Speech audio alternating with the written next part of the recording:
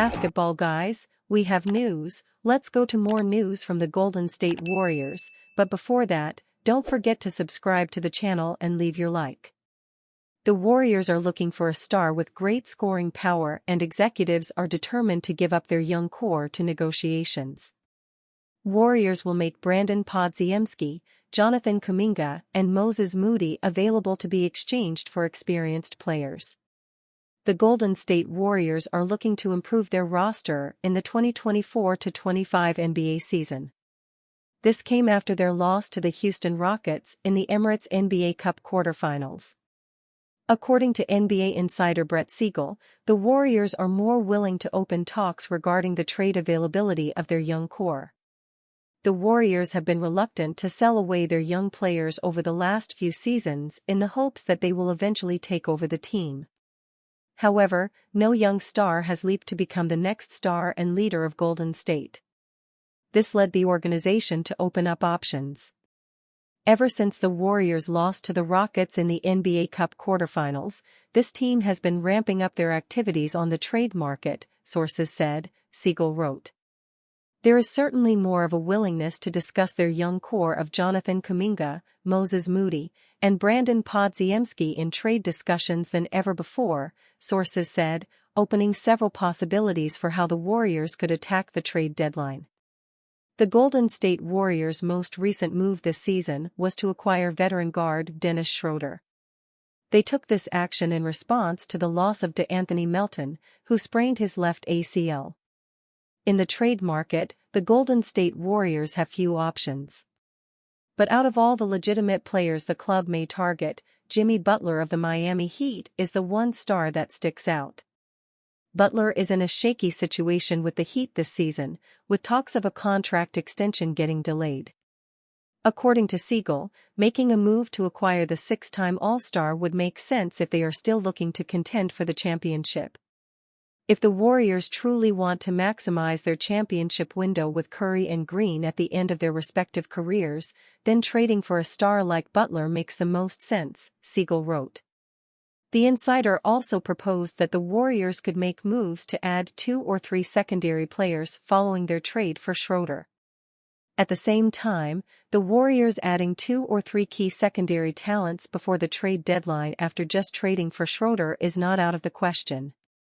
Cameron Johnson, Dorian Finney-Smith, Kyle Kuzma, Nikola Vucevic, Jonas Valanciunas, Bruce Brown, Dante DiVincenzo, Matisse Thybulle, and DeAndre Hunter are all players that have been on Golden State's radar in recent weeks, sources said. Klay Thompson is making the Warriors regret their painful Podziemski gamble. One of the strangest adjustments that NBA fans have been forced to get used to this season has been seeing Klay Thompson in a Dallas Mavericks jersey after playing for the Golden State Warriors since 2011, and it even took Thompson some time to get used to playing for his new team.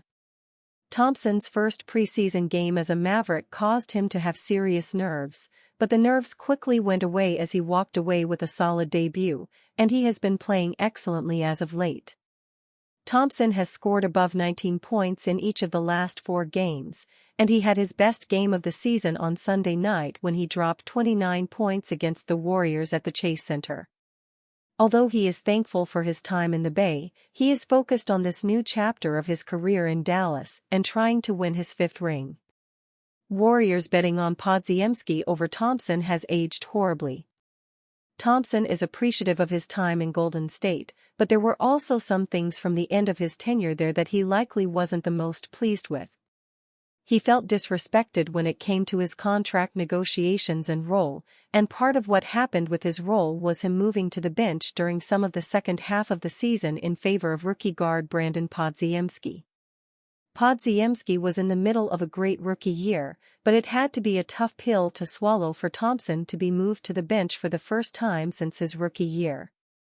He had been Stephen Curry's sidekick at the shooting guard position for years, but that wasn't the case towards the end of his time there because of Podziemski.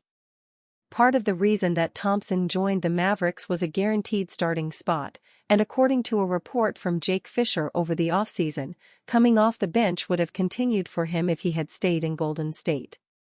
If Thompson had returned to Golden State, the Warriors planned to bring Thompson off the bench behind sophomore guard Brandon Podziemski, sources said, after Golden State started its prized rookie for a good stretch during the second half of last season, Fisher wrote.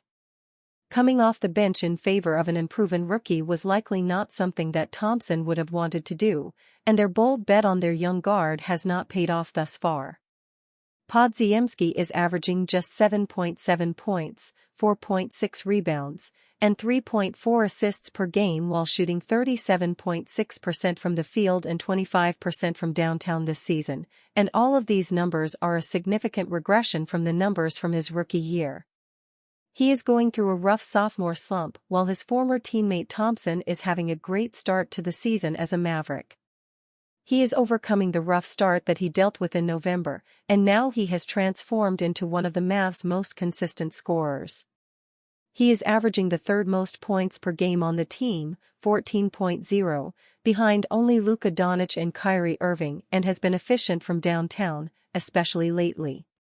While Thompson's season in Dallas has had its ups and downs, it's overwhelmingly clear that he is making a bigger impact for the Mavs than Podziemski is making for the Warriors. Thompson's electric three-point shooting and major off-ball gravity have helped work wonders for Dallas, and he is extremely valuable even when he isn't making it rain from downtown.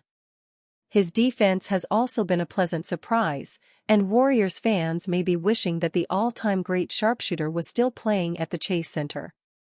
Putting all of their eggs in one basket with Podziemski was a big risk by the Warriors to begin with, and Thompson's performance lately may be forcing Golden State to think twice about how they handled Thompson's situation. Which new names have emerged as Warriors trade targets? To say that the Golden State Warriors have had a rough go of it lately would be a massive understatement. The team has struggled mightily, losing 9 of their last 11 games, and have been put in a position with more questions than answers. Their most recent blowout loss to the Memphis Grizzlies was stunning. The Warriors lost by a whopping 51 points. It begs the question of whether their issues can be solved internally at this point. The Warriors have already attempted to go externally to solve the issue. Dennis Schroeder was recently acquired from the Brooklyn Nets in an effort to improve the roster. Most would expect that will not be the end of the Warriors' plans to tinker with what they have. Brett Siegel recently highlighted that the Warriors will be exhausting close to all options. They have often been linked to Jimmy Butler, but that is not the only avenue they will be exploring. Siegel wrote, "The Warriors adding 2 or 3 key secondary talents before the trade deadline after just trading for Schroeder is not out of the question. Cameron Johnson, Dorian Finney-Smith, Kyle Kuzma, Nikola Vucevic, Jonas Valanciunas, Bruce Brown, Dante DiVincenzo, Matisse Thybulle, and DeAndre Hunter are all players that have been on Golden State's radar in recent weeks," sources said. That's 10 names. That's 10 targets. Some of the names seen above are players who have notably already been linked to the Warriors, like Johnson, Kuzma, and Vucevic. However, names like Hunter, DiVincenzo, and others feel like fresh inclusions to the list. The Warriors should be one of the busiest teams between now and the NBA trade deadline on February 6. If the goal is to win one more championship during the Stephen Curry era, there is a lot of work to be done in Golden State.